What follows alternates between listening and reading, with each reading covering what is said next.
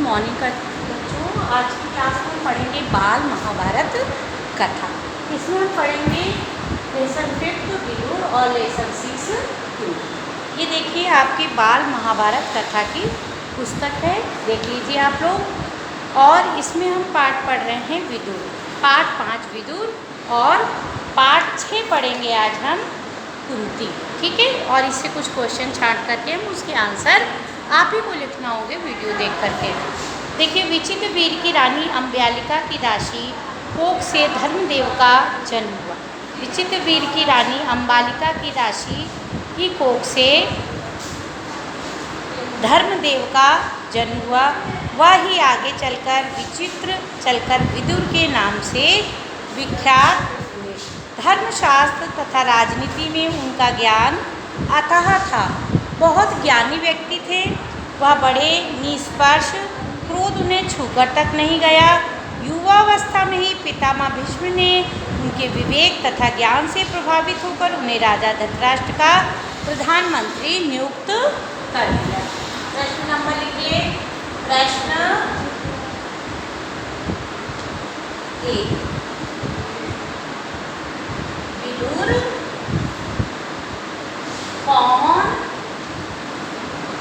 विदुर कौन थे तथा उन्हें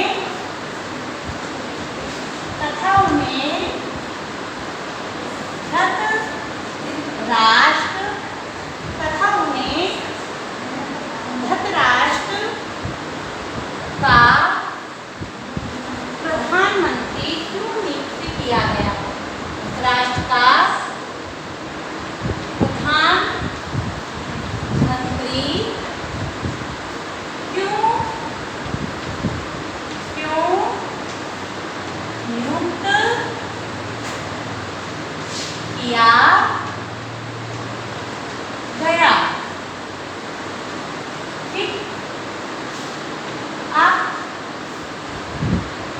ठीक है, हमने इसी से एक क्वेश्चन बनाया है। जिस समय धृतराष्ट्र ने दुर्योधन को जुआ खेलने की अनुमति दी, विदुर ने धृतराष्ट्र से बहुत आग्रहपूर्वक निवेदन किया, राजन, मुझे आपका यह काम ठीक नहीं जचता। इस खेल के कारण आपके बेटों में आपस में भेदभाव बढ़ेगा, इसको रोक दीजिए। धृतराष्ट्र विदुर की बात से प्रभावित हुए। बेटे दुर्योधन को अकेले में बुलाकर उसे इस कुचाल से रोकने का प्रयत्न किया। बड़े प्रेम के साथ वह बोले, गांधारी के लाल, विदुर बड़ा बुद्धिमान है, हमेशा हमारा भला चाहता आया है, इसका कहना मानने में ही हमारी भलाई है। बस जुआ खेलने का विचार छोड़ दो। विदुर कहता है कि उससे विरोध बहुत बढ़ेगा, वह राज्य के विनाश का कारण हो सकता है। ठीक है, तो लिखिए प्रश्न नंबर 2,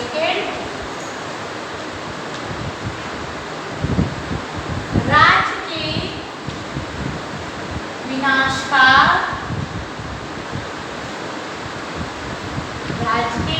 का कारण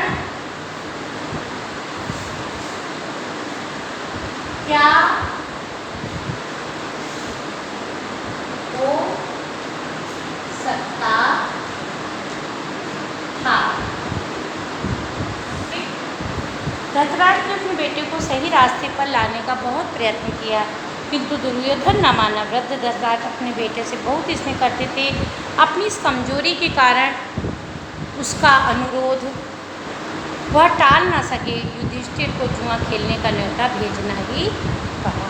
धृतराष्ट्र पर बस न चला तो विदुर युधिष्ठिर के पास गए, उनको जुआ खेलने जाने से रोकने का प्रयत्न किया। युधिष्ठिर ने विदुर की सब बातें ध्यानपूर्वक सुनी।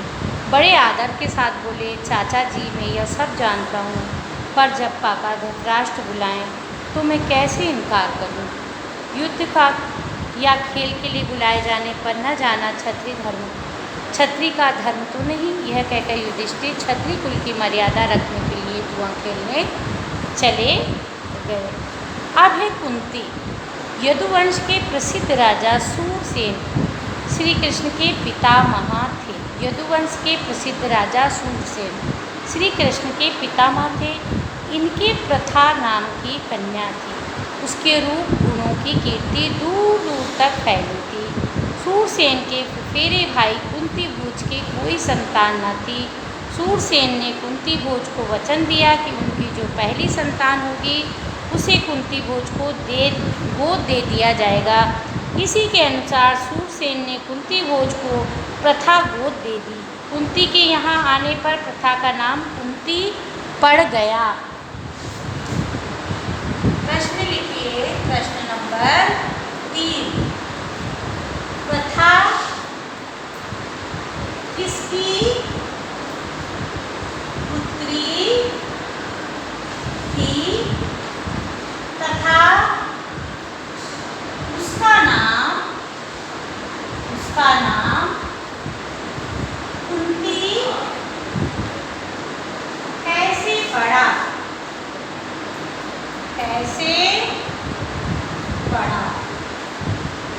ठीक। अब देखिए, कुंती के बचपन में ऋषि दुर्वासा एक बार कुंती भोज के यहाँ पधारे। कुंती ने 1 वर्ष तक बड़ी सावधानी सहनशीलता के साथ उनकी सेवा शुश्रूषा की। उसकी सेवा टहल से दुर्वासा ऋषि प्रसन्न हुए। उन्होंने उपदेश दिया, कुंती भोज कन्या, तुम किसी भी देवता का ध्यान करोगी तो वह अपने ही समान एक तेजस्वी पुत्र तुम्हें प्रदान करेगा। इस प्रकार सूर्य के संयोग से कुमारी कुंती ने सूर्य के समान तेजस्वी बालक को जन्म दिया। जन्मजात कवच कुंडलों से शोभित यही बालक आगे चलकर शस्त्रधारियों में श्रेष्ठ कर्ण के नाम से विख्यात हुआ। लेकिन अब कुंती को लोक निंदा का डर था। उसने बच्चे को छोड़ देना उचित समझा, इसलिए बच्चे को पेटी में बड़ी सावधानी के साथ बनकर गंगा की धारा में उसने उसे बहा दिया। देखिए प्रश्न नंबर अगला, प्रश्न 4। प्रश्न 4 है, दुर्वासा ऋषि ने कुंती को क्या वरदान दिया? दुर्वासा ऋषि ने कुंती को क्या वरदान दिया?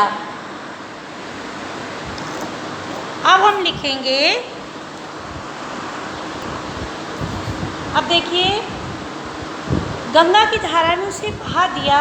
पर बहुत आगे जाके अधिरथ नाम की एक सारथी, जो कि धृतराष्ट्र के ही सारथी थे, उन्होंने सुंदर से सोते हुए बच्चे को देखा। उनके कोई संतान नहीं थी। सूर्यपुत्र कर्ण इस तरह सारथी के घर पलने लगे। उन्होंने उसे प्यार से पाला। कुंती विवाह की युद्ध हुई। राजा कुंती भोज ने उनका स्वयंवर रचा। राजकुमार स्वयंवर में आए। हस्तिनापुर के राजा पांडु भी स्वयंवर में शरीक हुए। कुंती ने उनके गले में वरमाला डाल दी। पांडु का कुंती से ब्याह हुआ। कुंती सहित हस्तिनापुर आ गए। इसी रिवाज के अनुसार पितामह भीष्म की सलाह से महाराज पांडु ने मद्र राज की कन्या माद्री से भी विवाह किया। एक दिन महाराजा पांडु वन में शिकार खेलने गए। वहीं जंगल में हिरण के रूप में एक ऋषि दंपत्ति की विहार कर रहे थे। पांडु ने अपने तीर से हिरण को मार दिया। उनको पता नहीं था ऋषि दंपत्ति हैं। ऋषि मरते मरते पांडु को श्राप दे गए। ऋषि के श्राप से पांडु को बड़ा दुख हुआ।